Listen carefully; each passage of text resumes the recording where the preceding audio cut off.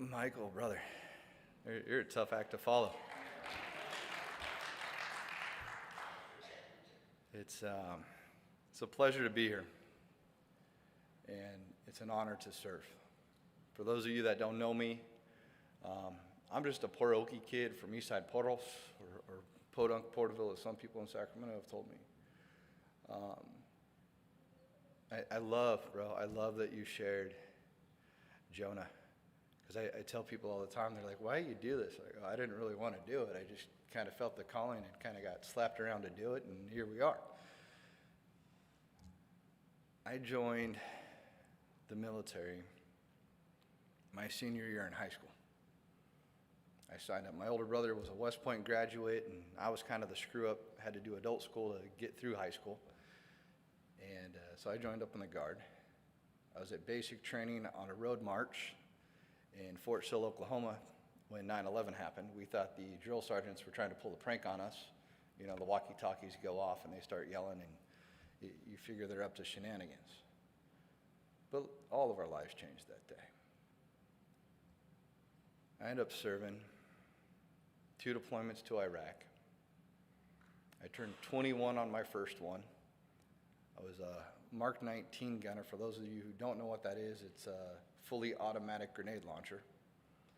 And we led teams protecting convoys, doing route reconnaissance, and doing all of that. Came home, met my first wife when I was home on leave. Came home, she waited. First girl not to dear John me. You can laugh at that. Came home, got married, worked construction. Found out table saws are more dangerous than enemy fire. Been down and out more than once. Recovered from that, and got a phone call that said, hey Mathis, you're battle rostered. You're going back. So I go, okay. Head up to Fresno, get on a bus 1 week before my oldest turned 1 year old. And we get over there, and they told us we're going to do gun trucks again, so I was a little bit excited. Get over there, and they go, we're changing the mission. You guys are running long haul. So we're going to pick up in the ports and run all the way up north. So think about like Baja, Mexico to Seattle is about the length. And they go, hey Mathis, we're going to make you a lead vehicle commander.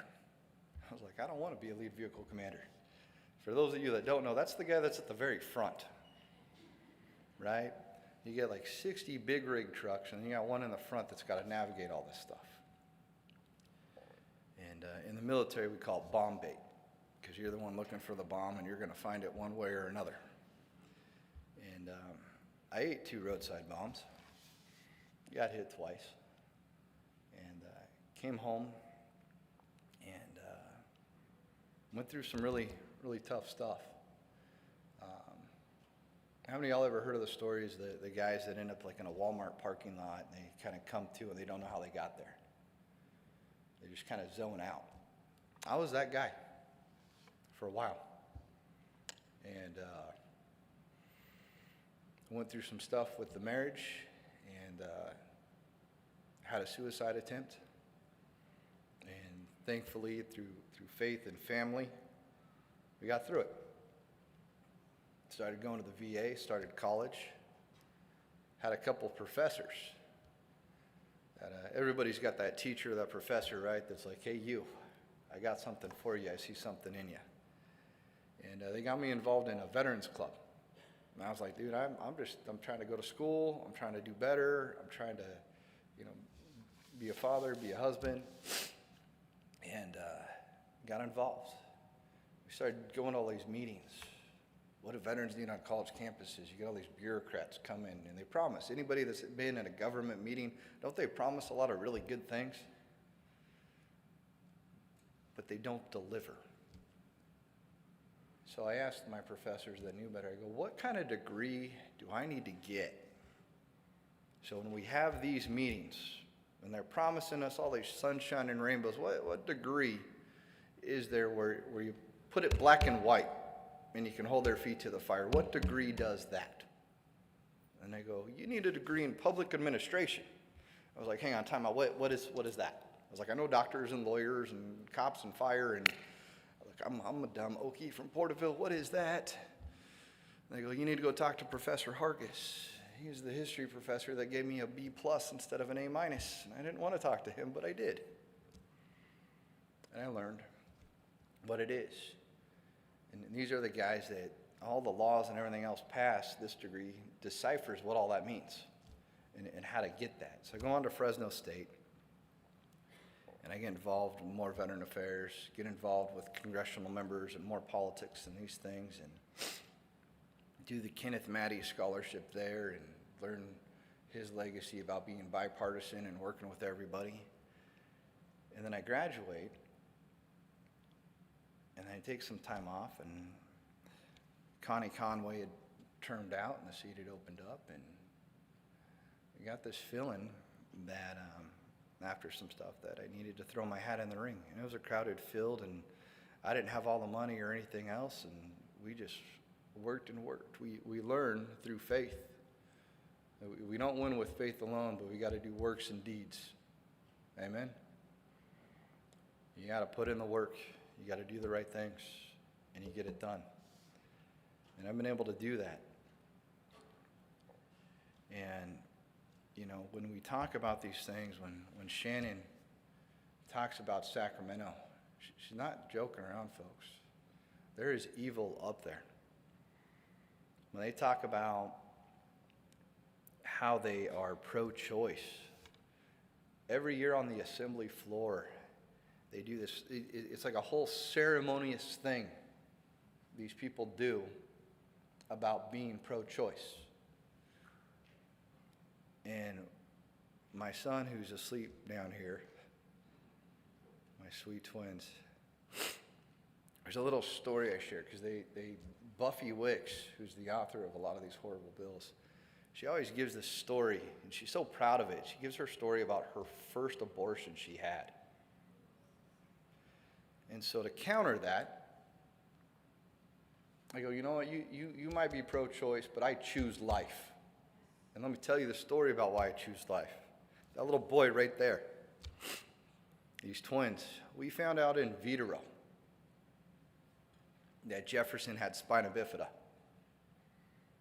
And the first thing they told us is, oh, we can go in and abort that one. That was the first option they laid on the table. Like, no. They go, no, you don't understand. Your boy will probably never be able to crawl, if he even lives past the first couple of days. You should really consider this. You have another son, an older son, who's autistic. You already have one with disabilities. Sir, you don't need another one. This is the society we live in. This is what they try to tell us when they think that we don't know any better. I said, no, I'm going to hold my boy, whether it's for 1 minute, 1 hour, 1 year. Thank God he turns 8 in about a month and a half.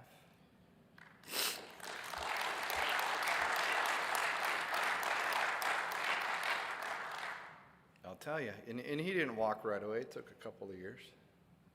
He took some therapy too. His old man didn't get to where he is without therapy. He's got therapy. Last year I got a phone call from the principal at his school. You know what your son did? I was like, well, please tell me. Well, he beat up an older kid and stole his tricycle, and we've been chasing him around the campus for the last couple of hours. And I went, well, that's amazing. They go, well, we're going to have to suspend him. And I go, that's fine if you want to suspend him, but I'm going to take that boy for ice cream. Because the doctor said he'd never be able to do any of that. So it's children are blessings. And we have to fight. And it's sad that we have to fight. But it's a fight. It is a war. It's not, we talk about fighting battles in Sacramento and in D.C.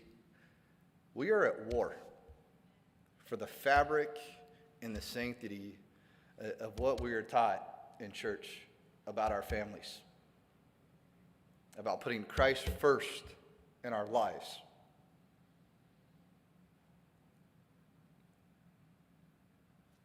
We have seen these so-called government leaders try to strip those rights away, try to rip that fabric apart, try to put government in your choices between you and your doctors on whether you want to get vaccinated or not. But government between what we teach our children is right or wrong. I was talking to my niece the other day, third grader. Uncle Devon, how can you be a boy and a girl at the same time? No joke. These are the things they're teaching our kids. It's like, well, honey, you can't.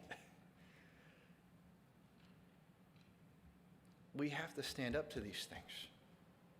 School board. This man over here, if you haven't met this guy, talk to him. I've endorsed him, given him tips of tricks of the trade, as they call it, walking precincts and doing all the things. And we are truly blessed here in Tulare County in the Valley. When I go to other states, people are like, "Oh man, you're from California," and I'm like, "Well, let me correct you. I'm from the Southern San Joaquin Valley. We are the Bible Belt East Texas part of California, and we're proud of it."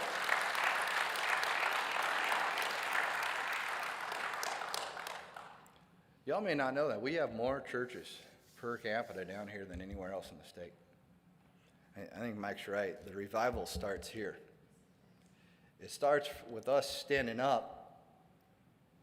How many people growing up, and we've all heard this, don't talk about God or politics at the table. Don't talk about it at work. Right? We all heard it. I'm going to tell you what, start talking about politics and God at work and everywhere you go. Because when we don't, we have seen what happens. They will take it away. They want government to be our religion. We've seen this in history. We saw this with the Bolsheviks in Russia when socialism took over. They want your work to come from the government, your food to come from the government, and they don't want you to go to church. They want you to be beholden to almighty government. That is what they push. They may not quite preach it out loud yet. Some of them do. And that's the scary part. But we have to stand up, and we have to talk to our friends and our neighbors.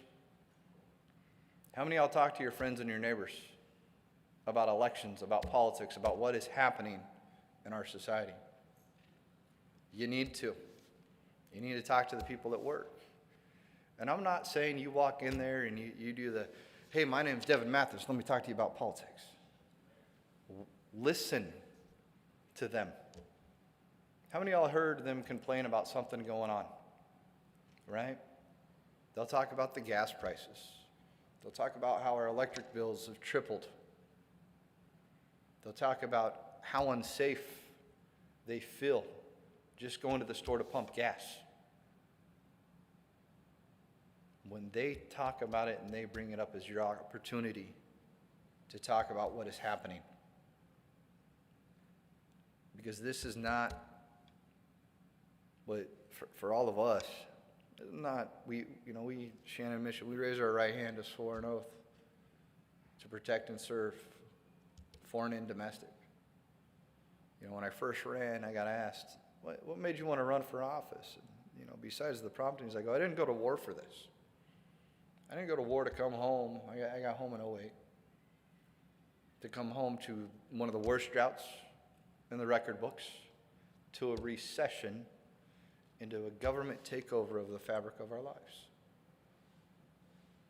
I pray every single day that I don't screw it up. How many of y'all ever heard or said, "Jesus, take the wheel"? Right? Now, how many of y'all backseat drive Jesus? Right? We get a little bump, we get nervous. "Oh, what are you doing?" You got to go with it. Putting your faith out there means you go with the bumps. You talk to the people that you're nervous to talk to. That's what I'm going to ask you. Talk to those around you. Share the word, not just the word of God, but talk about what's happening in our society, what's happening here at homes.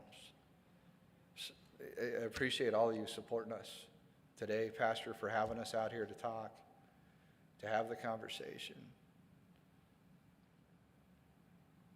Through faith, through our works and deeds as a community, we can turn this state around. God bless each and one of you. Pastor, thank you.